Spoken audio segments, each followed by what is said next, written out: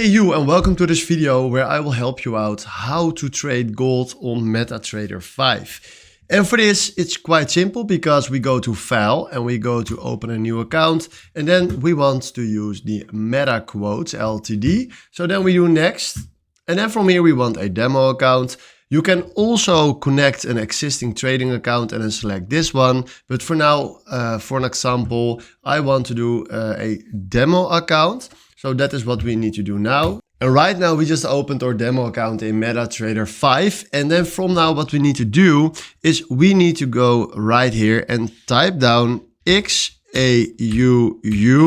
And then we have right here gold versus US dollar.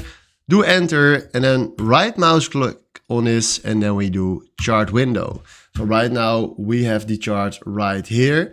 And if you want to create a trade on this, we go from here to new order and then you can fill in what you want. You can also fill in the volume, stop loss, or maybe a comment, and then you can click on buy or sell by market. But this is how you can trade gold on MetaTrader 5. Hopefully this was the video where I was looking for. Thanks for watching and have a wonderful day. Ciao.